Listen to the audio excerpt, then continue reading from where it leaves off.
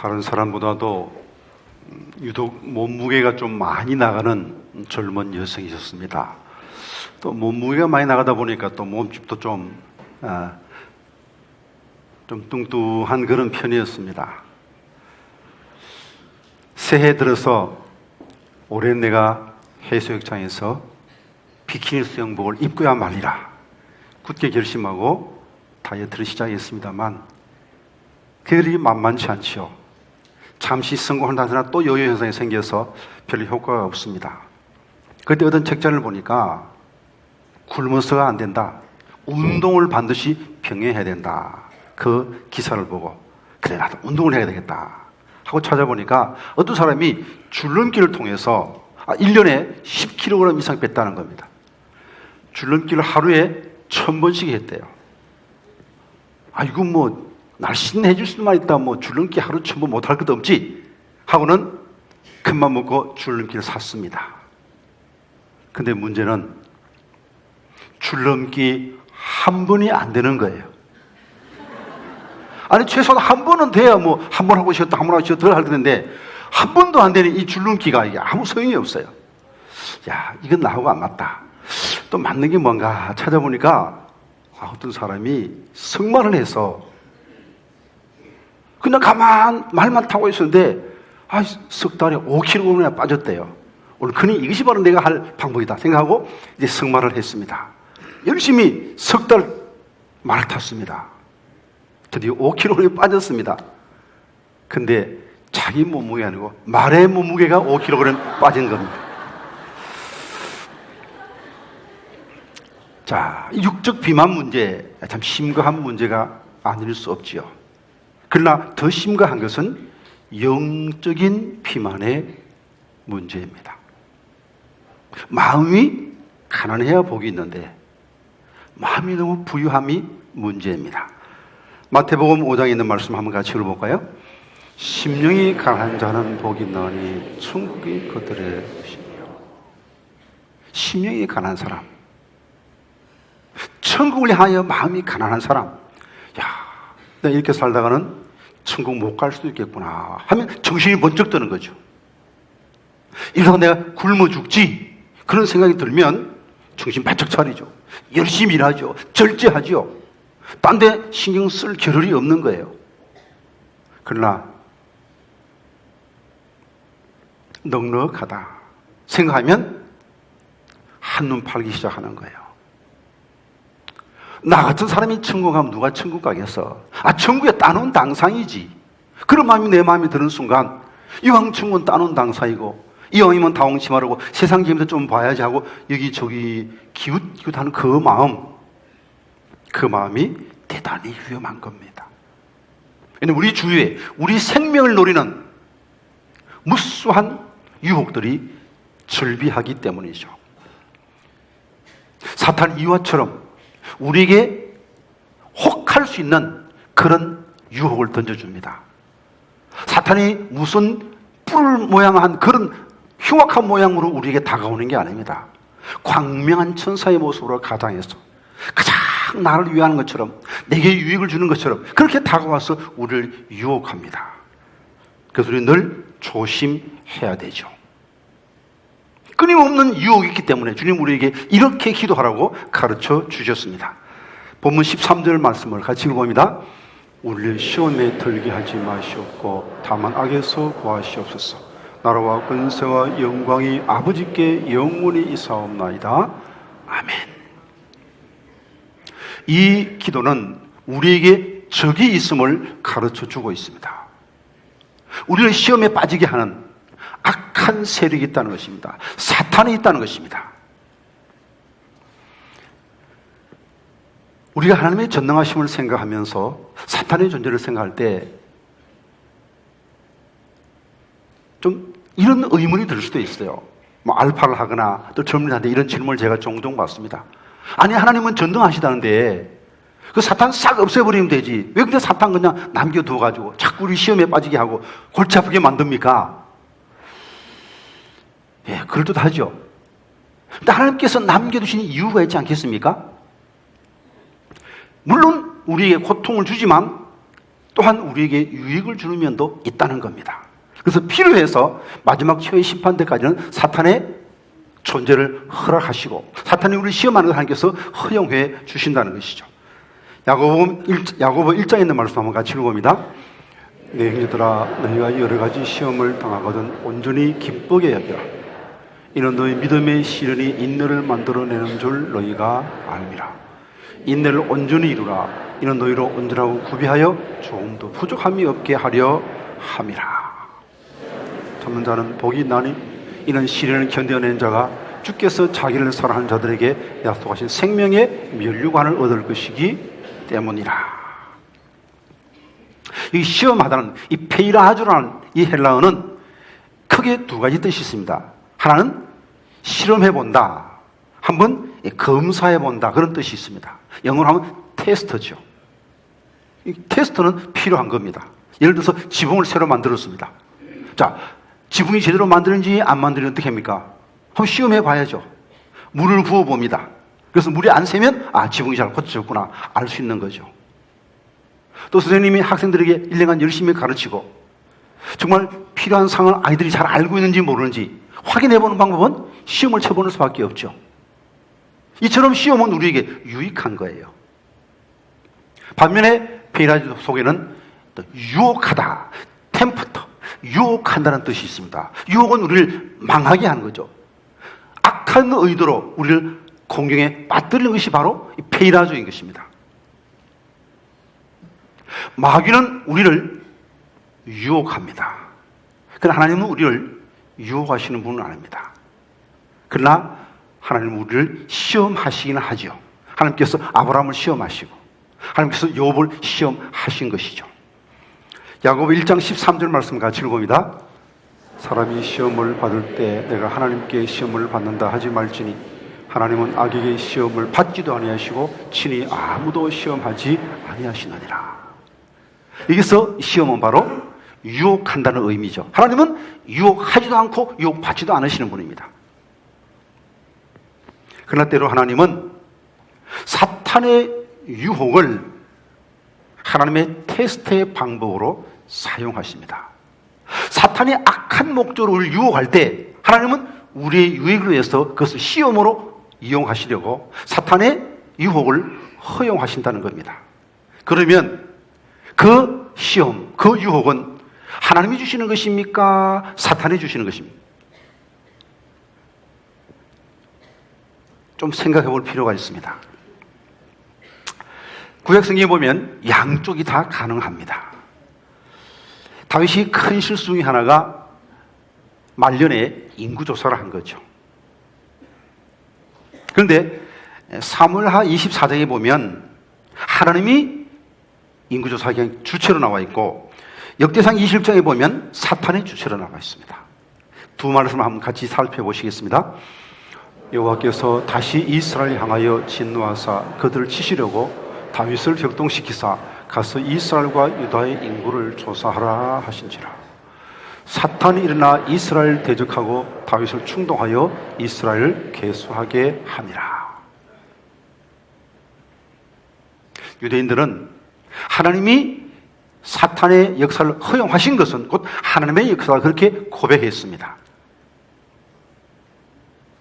그러므로 하나님이 허락하신 것은 사탄이 줬다고 볼 수 있겠고 하나님이 줬다고도 볼 수 있습니다.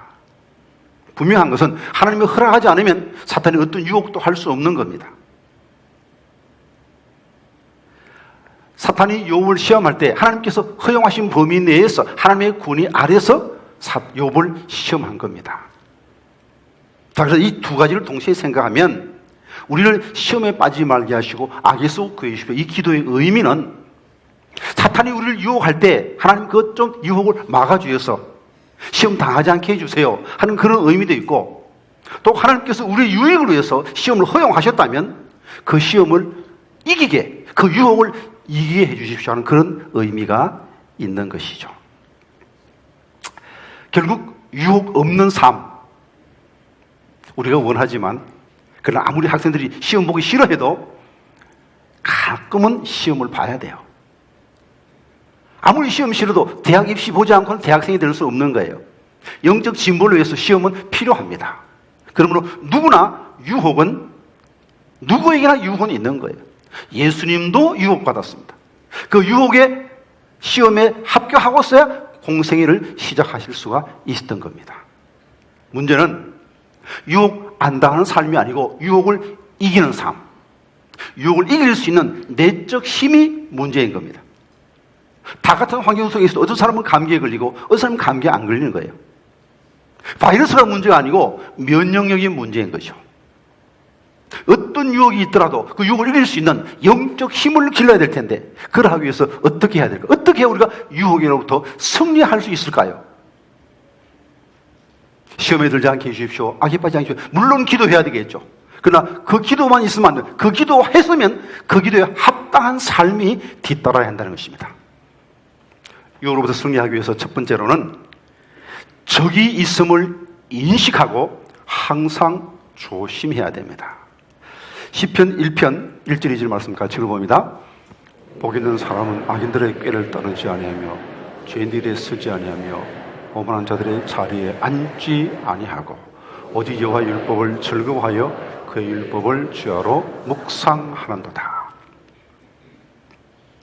악인들, 죄인들, 그 사람 있는 자리에 가지 않아야 됩니다. 위험한 장소에는 가지 않아야 됩니다. 나 위험에 빠지기 싫어요. 하나님 보호해 주세요. 그러면서 자꾸 위험한 곳으로 가면 그 기도하고 행동이 맞지 않는 겁니다. 우리에게 보이지 않는 적이 있음을 기억하셔야 됩니다. 그러면 사탄이 있음을 기억하면 늘 조심해야 되죠. 위험한 장소에는 가까이 가지 않는 것이 제일 안전합니다. 최초의 유혹은 에덴 동산에서 있었죠. 하와가 그 유혹에 빠졌는데 가장 큰 요인이 뭐냐? 선악과 근처에 있었다는 겁니다. 이상하다. 하나님이 딴 거 다 먹으라면서 이건 못 먹게 했지. 먹고 싶은데 하고 이거 빙빙 도니까 사탄이 뱀 모양을 하고 와서 사탄하고 대화가 시작된 것 아니겠습니까? 아예 선악과 근처 멀리 떨어져 있었으면 그런 유혹을 받지 않았겠죠. 죄 짓는 곳, 죄질 요소가 있는 장소를 피해야 됩니다. 발을 조심하셔야 됩니다. 그 다음에는 눈을 조심하셔야 됩니다. 창세기 3장 6절 말씀 한번 같이 읽어봅니다. 여자가 그 나무를 본 적 먹음직도 하고 보암직도 하고 지럽게 할 만큼 탐스럽기도 한 나무인지라. 여자가 그 열매를 따먹고 저와 함께 있는 남편을 주매 그도 먹었지라. 나무를 본 적, 보니까 따먹고 싶은 거예요. 견물생시하는 말도 있거니와 보는 것이 우리 생각에 굉장히 지대한 영향을 미칩니다. 아무런 마음속에 죄질 생각이 없었지만 음란한 영상물을 보는 순간 음란한 생각이 나는 거예요. 요즘 TV에서 요즘 쇼핑에 관한 그 TV 많이 보이지 않습니까? 그 중독 걸린 사람 TV를 보니까 그렇죠. 기독교 방송 틀면 우리 목사님 설교 나오는데 그건 안 틀고 자꾸 쇼핑 그 모자 보고 있으니까 사고 싶은 거예요. 눈을 조심하셔야 됩니다.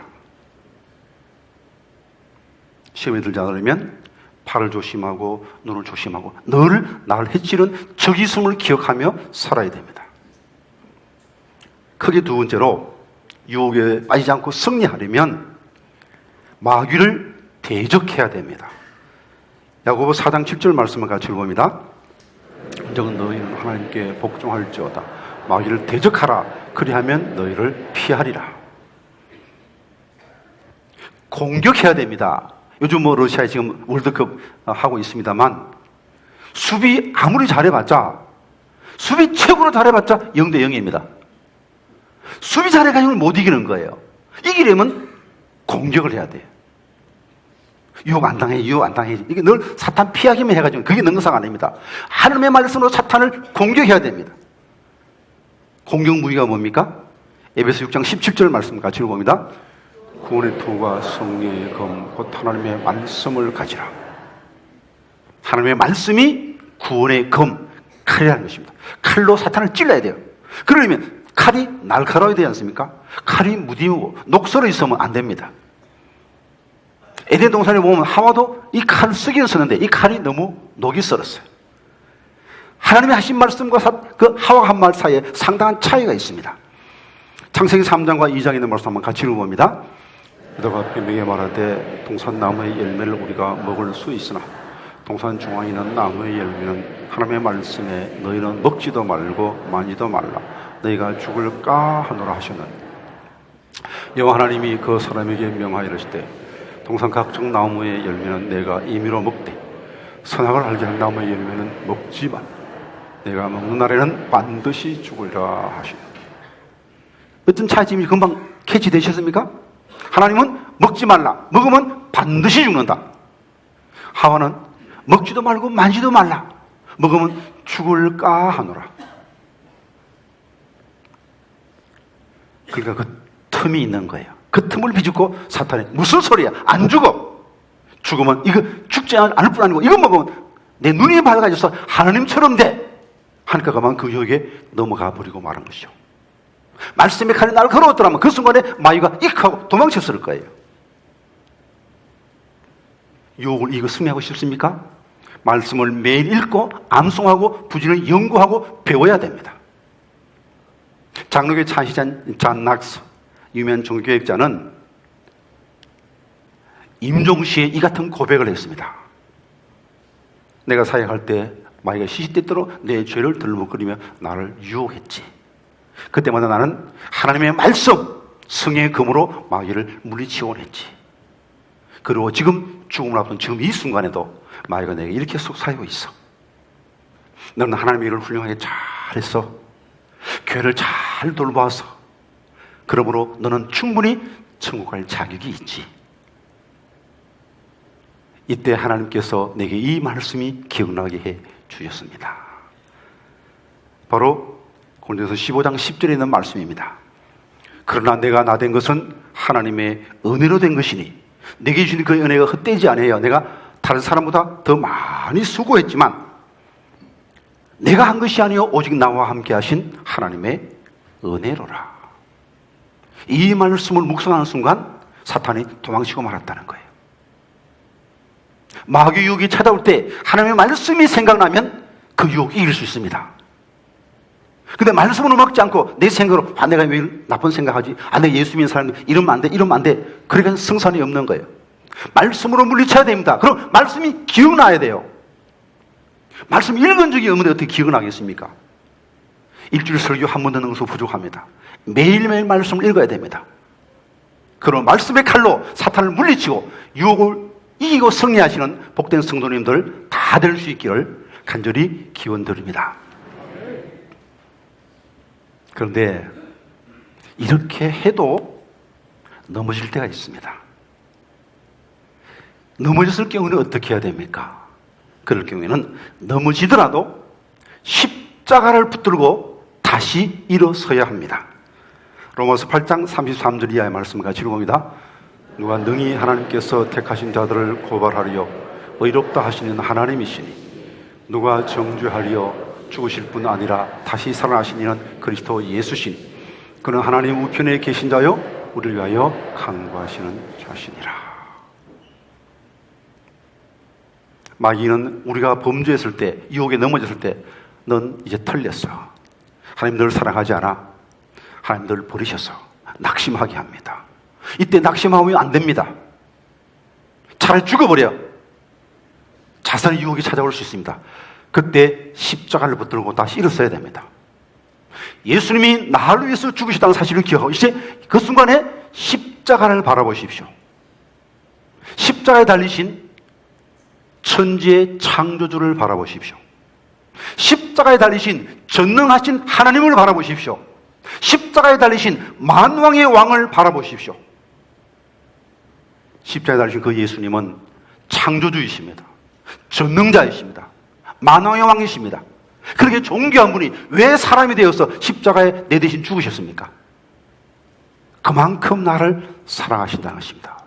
그만큼 하나님께 나는 소중한 존재라는 것입니다. 한 번 죄 지었다고 버리시겠습니까? 아닙니다. 다시 씻어 사용하시는 분이십니다. 혹 1,000만 원짜리 수표 보신 적 있습니까? 부동산 거래에서 1,000만 원짜리 수표를 받았습니다. 와, 1,000만 원짜리 1,000만 원 하고 보는데 바람이 휙 불어가지고 수표가 떨어졌는데, 아니 하필이면 개똥 속에 박쳐박혀. 어떻게 하시겠습니까? 아니 개똥 묻었잖아 에이 하고 버리시겠습니까? 제발 그러십시오. 제가 죽겠습니다. 그런 사람 없을 거예요. 하물며 예수님의 그 엄청난 십자가의 피 흘리신 이 존귀한 우리를 하나님이 한 번 죄 지어도 버리시겠습니까? 아닙니다. 십자가 피 의지하고 회개하면 주님께서 용서하시고 다시 회복시켜 주시는 겁니다. 예수를 3번 부인한 베드로, 예수님께서 어떻게 하셨습니까? 누가복음 22장의 말씀을 같이 읽어봅니다. 시몬아 시몬아 보라 사탄이 너희를 밀가루로 타려고 요구하였으나 그러나 내가 너를 위하여 내 믿음이 떨어지지 않기를 기도하였노니 너는 돌이킨 후에 내 형제를 굳게 하라. 이 주님의 기도에 있었기에 베드로는 넘어져서나 다시 일어선 거예요.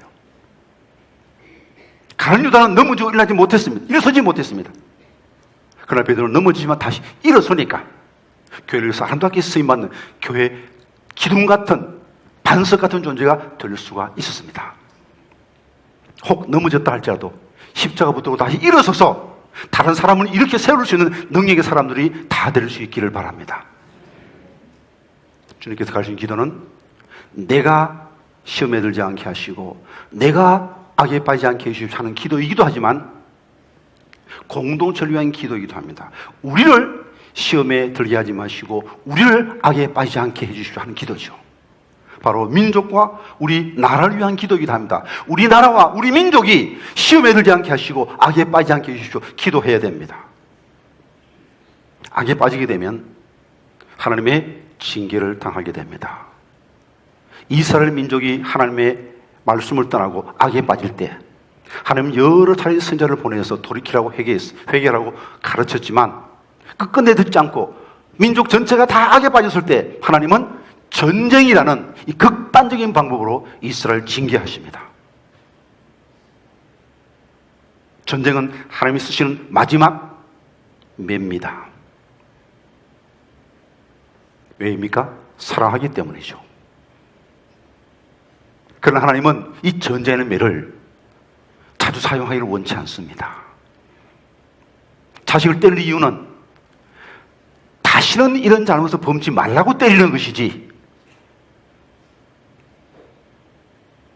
매 맞는 것이 유익하니까 또 맞아라 그러면서 때리는 부모가 어디 있겠습니까? 오늘은 6.25 전쟁 68주년 기념주일이기도 합니다. 우리 이미 전쟁을 한번 경험했습니다. 전쟁의 아픈 매를 맞은 적이 있습니다. 같은 매를 다시 맞지 않으려면 우리 민족이 악에 빠지지 않게 해야 됩니다. 그래서 교회가 정신을 차려야 됩니다. 교회가 정신 차리지 못하고 추록파 비추록파 교인끼리 싸우고 있을 때 하나님께서 이 땅을 전쟁으로 징계하실 수밖에 없었습니다. 이제 이 시간 우리가 정신을 바짝 차리고 악에 빠지지 않고 오히려 하나님의 말씀을 담대하게 증거함으로 이 땅의 악한 세력을 물리쳐서 하나님의 은혜로 우리가 평화 통일을 이루어 주의 재림을 준비할 수 있는 제사장 나라로 쓰임받을 수 있는 이 나라 이 민족 될 수 있기를 간절히 기원드립니다.